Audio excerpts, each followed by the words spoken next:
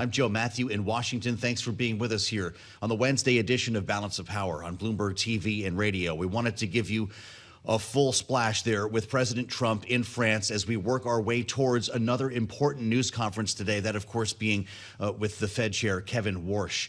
Kailey Leinz at my side with questions, Kailey, about the highly enriched uranium in Iran, the president saying that technical discussions on its removal will start immediately.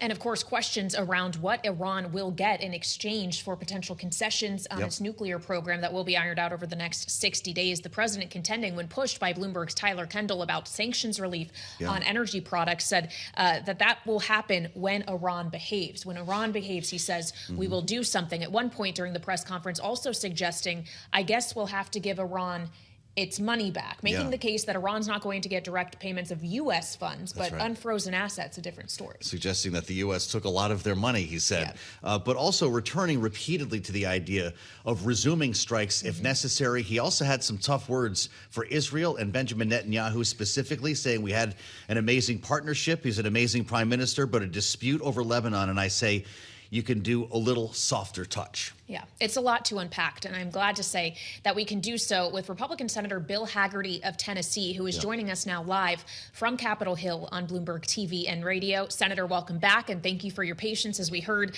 many words from the president there. I would love your take on this memorandum of understanding with Iran, as you have been on this network many times during the Biden administration criticizing President Biden for not having stronger financial restrictions around Iran via sanctions and other means.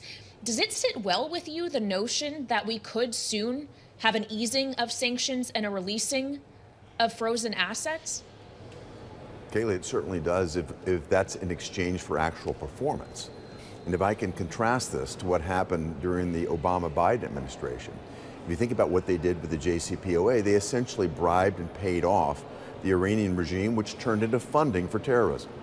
What President Trump is doing is he's forcing the Iranians to pay for the terrorism that they've conducted. If you think about where the Iranian regime is right now, their nuclear stockpile is under a mountain. Their Navy is at the bottom of the sea. They have no control of their airspace. They're in a fundamentally different place with respect to their economy. It's in ruins right now. I mean, this is a very different situation, and Iran has every incentive now to perform. In my understanding, I've spoken with the White House about it this week, this will be a pay-for-performance type of structure, meaning they're not going to get any sort of relief until they've actually demonstrated concrete performance. Right now, we're at an MOU stage. This is not a treaty. This is an opportunity to lay out the details, work out the details. It's going to be complicated, I think, particularly with respect to the nuclear material that you're talking about, but there's going to be a path now to work that out, and I hope that the Iranians will realize President Trump is dead serious about this, as all of us are here in Washington. Important what you just said about the MOU, Senator. Does that suggest then that Congress would not play a role until this was a formalized deal and then would sign off on a treaty, as you put it? Joe, that's correct. An MOU is just an agreement to move forward. It's an understanding to try to get to a point that we might actually have a treaty. But until that point occurs, Congress doesn't have a role to play. Right now, this is just a next step, if you will, for the administration to engage more deeply and in more specific, actionable terms about what the Iranians must do in order to see their economy begin to move back in the right direction. What about what the Israelis must do, Senator? We just heard more from the president around the issue with Lebanon and the divergence we see between what this administration would like versus the Netanyahu government in Israel. How does that get reconciled if Israel still believes it is facing an existential threat? Kailey, this is something that I think is at the very heart of the challenge that we're trying to deal with right now. And the question is whether Iran can actually control Hezbollah. If you think about it, Hezbollah has been like the sword of Damocles over the Israeli government there, over the Israeli economy, because they're there in Lebanon, intermittent strikes on a constant basis. The Israelis certainly have the right to defend themselves. That's what they've been doing. President Trump, I don't think, is suggesting that the Israelis stand down if the Iranians can't control Hezbollah. I really want to wait to see what the details are. Let's see what the MOU has and where we actually get over the course of the next 60 days. But this certainly is going to be an area that's going to require a lot of attention. Senator, what's going on with the DNI? I'm looking at a tweet from Senator Tom Cotton, who says it's regrettable the president has directed Jay Clayton not to appear at his confirmation hearing today. And indeed, that was the word from the president overnight on Truth Social. Will Bill Pulte end up being the director of national intelligence? And what does this mean for the renewal of FISA? Well, I think the president has raised a number of concerns, and I understand his frustration. With respect to the withdrawal, and I should say it's a postponement of Jay Clayton's appointment, I can certainly understand why the president wants to make certain that the 2nd District of New York, that is filled. If you think about what's happening there, it's the most critical Attorney General's position in the United States. That's where they're trying Maduro. That's where a number of very difficult cases are brought, cases that directly affect our national security. This is why Jay Clayton is such an excellent candidate long-term for DNI. But President Trump clearly wants to make certain that that position is filled.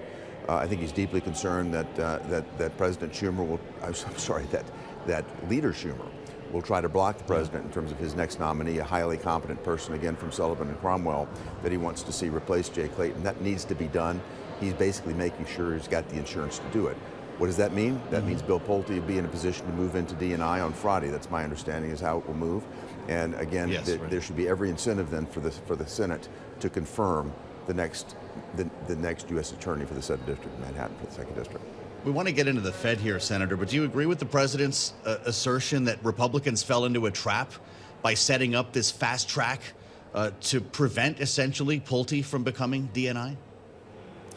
I don't know that there's a trap here, but again, I think the president is looking at the situation as it stands. He sees zero cooperation coming from the Democrats right now. They've done everything they can to lock up the government, to make it non-functional. I think they're going to try to shut down the government at the end of September. That seems to be their playbook, is ultimate chaos.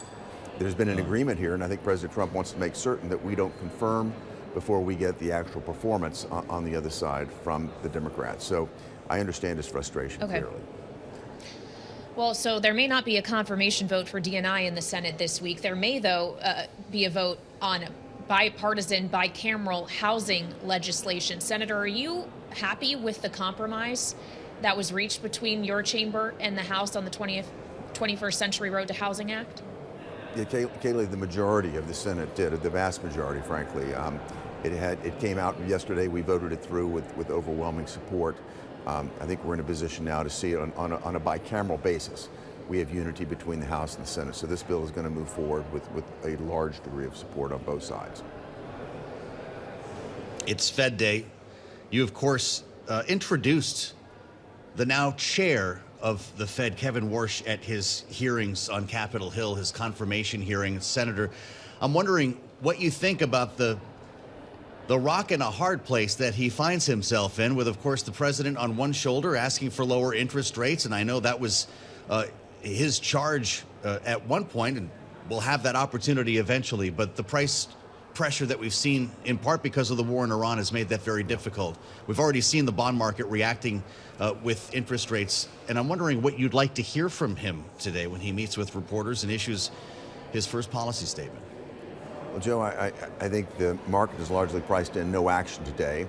I think the question is what happens in the future, and I think that's going to be the real question in my mind, is how does Kevin Warsh, our new Fed chairman, handle his communication about the future. He's been critical of communications in the past, the Fed being too engaged in sending forward messaging. So it'll be very interesting to see how he looks at it today, how this first press conference goes.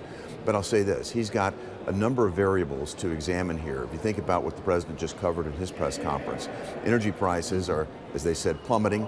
If you look at the futures markets, there's definitely an expectation. Prices are coming down dramatically today, and the expectation is they'll come down far more in the future as we get more clarity around this memorandum of understanding. We get to a final deal. I think we'll see even further downward pressure on energy. There are a couple of other aspects that I think are inherently deflationary. If you look at where we're going with AI, the actual opportunity for productivity increases, that again suggests that we could see more impact on inflation in the downward direction. And frankly, the deregulatory efforts that are underway here are very, very significant in terms of being deflationary themselves. We're removing trillions of dollars worth of compliance costs that have been imposed upon this economy by the previous administration. The estimates are anywhere between $4 and $8 trillion worth of compliance costs that the Biden administration imposed upon America. Those are being peeled off. The economy is being liberated as a result. So I think that there are inherently a number of deflationary pressures. When will that happen? Again, the markets today have a rate increase priced in by the end of the year. I could see Chairman Warsh being very cautious about how he handles this press conference today, because there are a lot of variables in play, and I could see certainly downward pressure. The question is, when does that really take hold? Well, we're all looking forward to hearing from Chairman Warsh this afternoon. Senator, before we let you go, I also have to ask you about the Clarity Act, the market structure legislation for cryptocurrencies. We're still seeing a debate between the banks and crypto companies around stablecoin rewards programs. How is this ultimately going to shake out? Senator, when can Clarity move forward? I think that we've got a number of pieces. Again, the Housing Act is moving right now. That's a banking committee product. My expectation is that we are going to continue to focus on Clarity, probably getting to it in the July timeframe. I'd certainly like to see this done before the August recess takes place. I think the ecosystem here in the marketplace in America needs to see this. We've moved significantly down the pike with the digital asset legislation that I sponsored last year, the Genius Act. That put America in the driver's seat in terms of modern payment systems. It puts the American dollar in the digital arena. It makes certain that America continues to lead when we have a stable coin that is dollar for dollar backed by U.S. Treasury securities. What we need to do now is expand that Clarity, expand that governance system so that it's very clear what happens here in America, that people have confidence to continue to invest in this technology that has great innovative capacity. So I'm very hopeful that we'll get to it in a matter of weeks. If it's not done by the end of July, is it on to next year? Joe, it's not clear. Certainly, we'll be back in session in September. I just think the closer we get to an election, the more difficult it is to get anything accomplished here. Heard that before, Senator. It's great to see you, and thank you for joining us on Fed Day. We'll, of course, be listening closely when the chair does, in fact, meet the press. Bill Hagerty, the senator, Republican from Tennessee, with us live on Bloomberg TV and radio. And as we work our way closer to our special Fed coverage, we want to check in with Bloomberg's Tyler Kendall. She's still in the room at the G7. Now that the president has just left with his top lieutenants, the secretaries of Treasury, State, Commerce, with him as he answered questions from reporters, including Tyler Kendall. Now, Kailey just referred to the question that Tyler had for the President of the United States moving forward with the lifting of sanctions. Tyler, do we expect this MOU to be signed tomorrow?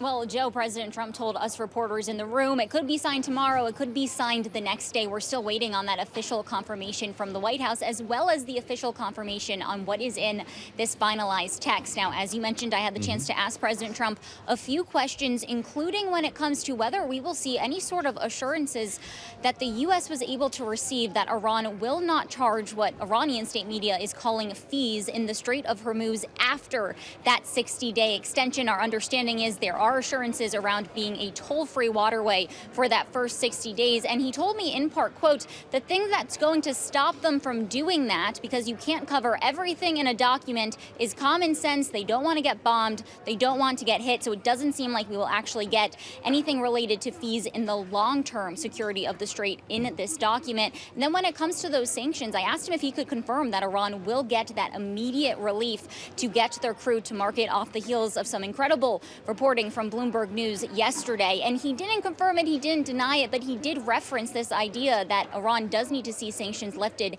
in order for their country to rebuild. Yeah, he suggested that they'll be lifted once Iran does something. Tyler, just quickly, obviously the president was lukewarm as to whether or not he was going to stick around in Europe for the signing ceremony. Do we know firmly what is on his schedule when he's supposed to return home? Well, Kailey, at this point, we know that tonight he's going to head over to Versailles and have a dinner with French President Macron and his wife. He did talk about that, said he's excited to go to that visit. We know that the pair of leaders have a lot to discuss beyond just the conflict in Iran, including President Trump's threat of a 100% tariff on French wine if France does not drop its digital services tax, as well as what is happening when it comes to artificial intelligence. These leaders met with big tech CEOs earlier today, including OpenAI Hagerty and Anthropic. I was in the press conference earlier with the French President Macron. He didn't directly answer the question about whether or not France is seeking to access Anthropic's most advanced models amid a recent ban from the Trump administration. Joe and Kailey, I bet that might come up over dinner tonight. All right, Bloomberg's Tyler Kendall live in Evian, France, after that long press conference from President Trump. Thank you so much. And yes, the dinner at Versailles still on the president's agenda. Not gold leaf, for he this says. Trip. Not The gold real leaf. gold. It's the real thing. Absolutely. He's excited to see the beautiful building. After, of course, just holding a nearly more than hour-long press conference. We actually thought for a minute that press conference of President Trump might run right into the other big press conference we're watching in Washington and on Wall Street today, which is, of course, the one that the Fed chair, Kevin Warsh, will give his inaugural as chair of the Federal Reserve after an interest rate decision, which is expected to be, once again, a holding of interest rates. So we want to get into this now as we beat the drum to our special Fed Decides coverage, as we're joined by Kitty Richards of the Groundwork Collaborative, where she is a senior fellow. She's also a former official at the U.S. Department of Treasury. Welcome back to Bloomberg TV and Radio, Kitty. Thanks for having me. It's good to see you. So I would imagine you are also of the mind that the Fed is not going to move. I think that's the expectation from everyone. The real question is going to be what kind of forward guidance or lack thereof we get on how the Fed might move in the future. Chairman Warsh, this is his first FOMC meeting, and he has signaled that he would like to see the Fed communicate less and less frequently. He feels that it somehow binds the Fed. I think markets like to have as much information as they can about what the Fed is thinking, but they will be releasing economic projections and the so-called dot plot, which will tell us a little bit about where the Fed governors see interest rates and the economy going over the next 6 months. There's a question about whether he actually puts a dot on the plot. Yeah. Does the bond market care, and would that be strange if he didn't? I think it would be an unusual departure, but the Fed is not made up of one person. And so I think the guidance received from what all the other Fed governors will still be useful to the bond markets. Well, it's interesting to consider this decision as well in the context of a memorandum of understanding between the U.S. and Iran that President Trump says will mean the Strait of Hormuz is opening back up at the end of this week. He says that energy and oil prices are going to drop. Can the Fed count on that? How do you expect that their reaction function changes to the geopolitical developments? I think that the past few months have shown us that policymakers can't count on President Trump's pronouncements about what is going to happen in the Strait of Hormuz. When the war in Iran was initially launched, it was supposed to last a matter of weeks. The supply shocks in the oil market have persisted for months now, and they're starting to drive other prices higher. And so what the Fed is really thinking about is how to react to what's already happened in the oil price shocks. And there are differences of opinion on how one should respond to what could be supply shocks that are short-lived, that don't propagate through the economy. But to be honest, at some point, when you have supply shock after supply shock or so-called transitory impacts over and over that keep inflation elevated for long periods, it starts to become a little bit messier of a position for the Fed to be in.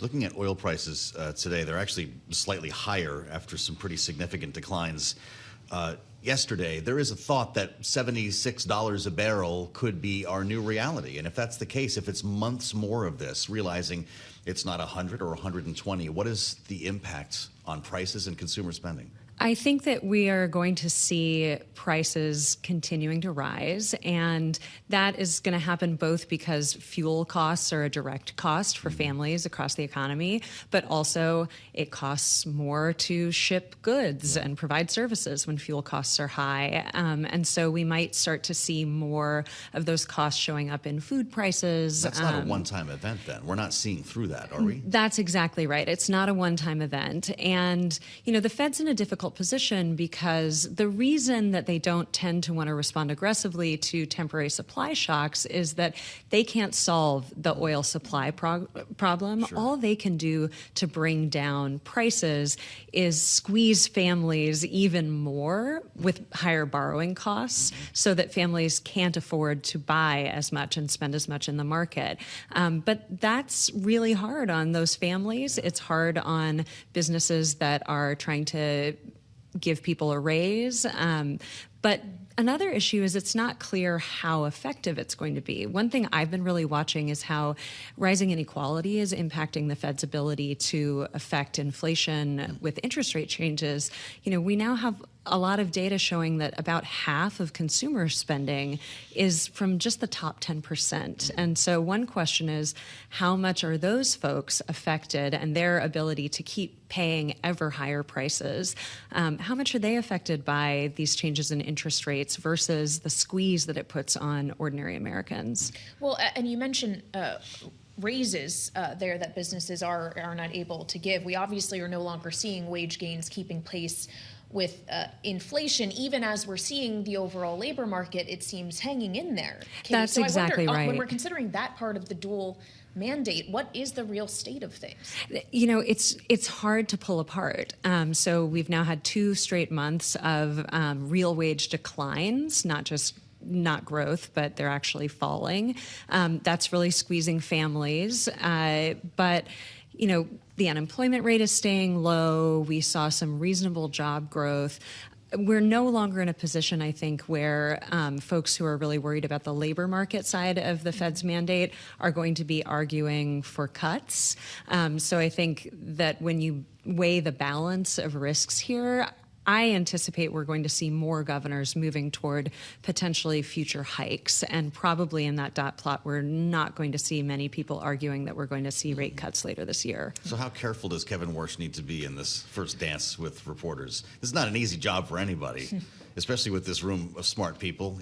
When Michael McKee comes packing with that question, you need to answer it on international television. I think that the chair is going to really have to deal with the fact that there are people who have concerns that he is a Trump lackey who is going to potentially abandon the interest rate target, cut interest rates in order to goose the economy, make the president happy.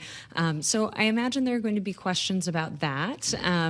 He's going to have to walk a very careful line. What I'm really curious about is whether he's asked any questions about his stance, not just on interest rates, but on the Fed's balance sheet. Yep. So he has said repeatedly that he thinks that the Fed should unwind its multi-trillion-dollar balance sheet, which consists of treasury bills and mortgage-backed securities. And that would have a big effect on the market. And that's where we could get some real news potentially today. With the help of Kitty Richards, we set ourselves up for special Fed coverage and, of course, the actual event, Kailey, a special edition of Bloomberg Surveillance. The Fed Decides starts after this. We'll meet you back here on the late edition of Balance of Power at 5 p.m. Eastern here on Bloomberg.